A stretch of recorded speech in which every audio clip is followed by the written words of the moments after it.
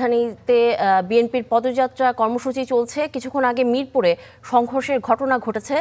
আমাদের সাথে যুক্ত হচ্ছেন সহকর্মী মাহফুজ কামাল।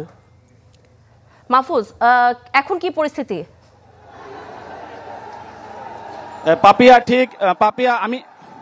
পাপিয়া গণপদযাত্রা যখন গাবতলী থেকে শুরু হয়, সেটি কিন্তু মিরপুর সরকারি বাংলা কলেজ যখন আসে, সেই বাংলা কলেজের সামনে আসার পর বা সরকারি বাংলা কলেজের এখানে ছাত্রলীগের যে কর্মীরা ছিল তাদের সাথে বিএনপির এই গণপদযাত্রা থেকেই আসলে সংঘর্ষের সূত্রপাত ঘটে।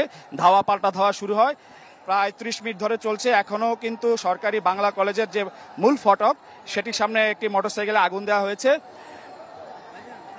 এবং আমরা যেটা দেখছি সরকারি বাংলা কলেজের ভেতরে ছাত্রলীগের নেতাকর্মীরা অবস্থান করছে, আর প্রধান যে ফটক রয়েছে সেই ফটকের বাইরে বিএনপির গণপদযাত্রা চলছে। দুই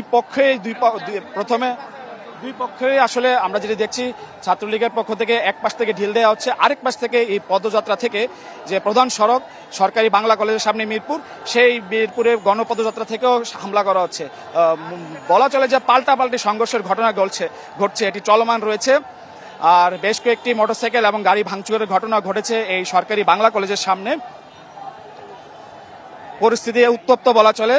আমরা জানি যে বিএনপির পূর্ব ঘোষিত যে পদযাত্রা কর্মসূচি, সেটি কিন্তু আজ সকাল 10:30টার পরে শুরু হয়। সেটি গাবতলী থেকে শুরু হয়, মিরপুর 1 নম্বর হয়ে কাজীপাড়া শেওড়াপাড়া হয়ে কারণ বাজারে পুরান ঢাকার রায় সাহেব বাজার বাহাদুর শাহ পার্কে গিয়ে শেষ হওয়ার কথা।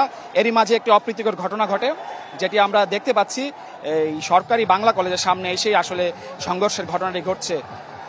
এটি মিরপুর 1 নম্বরের গোল চত্বরের ঠিক আগেই আইন শৃঙ্খলা বাহিনীর সদস্যরা আমরা যে দেখছি গাবতলী থেকে টেকনিক্যাল মোড়ের যে মোড়টি রয়েছে সেখানে অবস্থান করছে।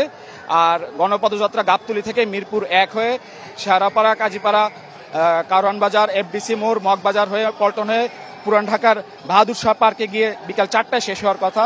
এর আগে আসলে এই একটি বিশৃঙ্খলা বা অপ্রীতিকর ঘটনা ঘটেছে বা সংঘর্ষের ঘটনা ঘটেছে, যেটি এখন চলমান।